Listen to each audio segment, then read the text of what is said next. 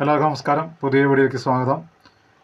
2025 May മാസം 14-ാം തീയതി ഒരു വ്യാഴമാറ്റം സംഭവിക്കുകയാണ്.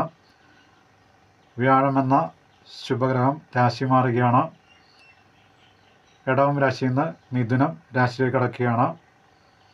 പിന്നീട് ഒരു വർഷക്കാലം മിഥുനം രാശിയിലൂടെയാണ് വ്യാഴമെന്ന ശുഭഗ്രഹം ചാരാശ സഞ്ചരിക്കുക. ചിങ്ങം രാശി, മകം, പൂരം, ഉത്രം, കാൽ ഈ നക്ഷത്രക്കാർ ഉൾപ്പെട്ട ചിങ്ങം രാശിക്കാരെ സംബന്ധിച്ച് ഇപ്പോൾ വ്യാഴം ഇടവം രാശിയിൽ സഞ്ചരിക്കുന്നു, 10-ാം ഭാവത്തിൽ സഞ്ചരിക്കുന്നു. ജാതകത്തിൽ 10-ാം ഭാവത്ത് വ്യാഴം നിൽക്കുന്നത് വളരെ നല്ലതാണ്, ഹംസയോഗമാണ്. പക്ഷേ ചാരവശാൽ വ്യാഴം 10-ാം ഭാവത്തിൽ സഞ്ചരിക്കുന്നത് അത്ര നല്ലതല്ല. കർമ്മ സംബന്ധമായും ആരോഗ്യ സംബന്ധമായൊക്കെ പ്രശ്നങ്ങൾ ഉണ്ടാകുന്ന സമയമാണ്. മെയ് മാസം 14-ാം തീയതി വ്യാഴം മിഥുനത്തിലേക്ക് കടക്കുമ്പോൾ ചിങ്ങം രാശിക്കാരെ സംബന്ധിച്ച് മിഥുനം 11-ാം ഭാവമാണ്, ലാഭഭാവമാണ്. വ്യാഴം ഏറ്റവും കൂടുതൽ സുഖങ്ങളും സൗഭാഗ്യവും നൽകുന്നൊരു സമയമാണ്. 11-ാം ഭാവത്തിലൂടെ സഞ്ചരിക്കുന്ന സമയം.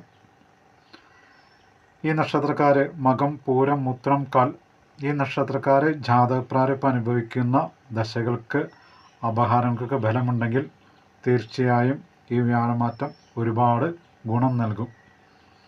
പുതിയ സ്ഥാനമാനാദികൾ ലഭിക്കും, ആരോഗ്യസ്ഥിതി മെച്ചപ്പെടും, പല വഴിയിൽ നിന്നും ധനം വന്നു ചേരും, ഇതുവരെ നിറവേറാതിരുന്ന പല കാര്യങ്ങളും നിറവേറും, സഹോദരങ്ങളുമായുള്ള ബന്ധം ദൃഢമാകും, മനസ്സിനെ അലട്ടിയിരുന്ന പല പ്രശ്നങ്ങൾക്കും പരിഹാരം കാണാനാകും, യാത്രകൾ കൊണ്ട് ഗുണമുണ്ടാവുമെന്ന് പറയാം.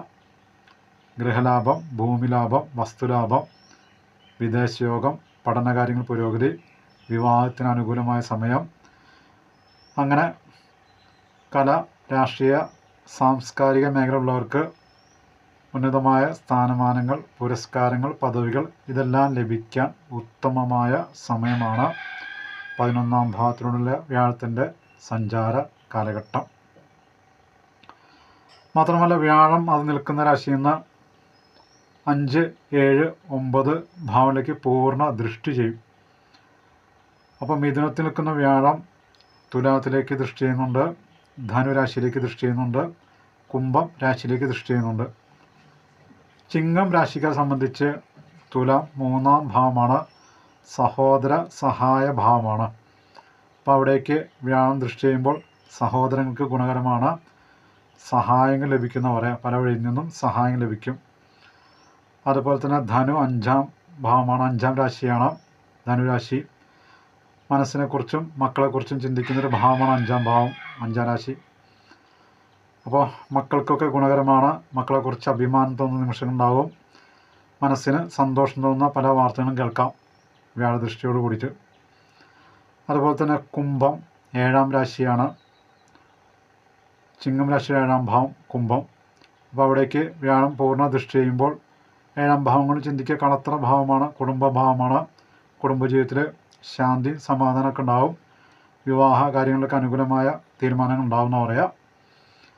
അപ്പോൾ ഈ ഏപ്രിൽ 2025 മെയ് 14-ാം തീയതിയിലെ വ്യാഴമാറ്റം ചിങ്ങം രാശിയിലെ നക്ഷത്രക്കാർക്ക്, മകം, പൂരം, ഉത്രം, കാൽ ഈ നക്ഷത്രക്കാർക്ക് ഗുണകരമാകട്ടെ, ഒരുപാട് സുഖങ്ങളും സൗഭാഗ്യം നൽകട്ടെ. ഇനിയും ഇതുപോലുള്ള ചെറിയ വീഡിയോകളുമായി ഞാൻ നിങ്ങളുടെ മുന്നിൽ വരാം. എല്ലാവർക്കും നന്ദി, നമസ്കാരം.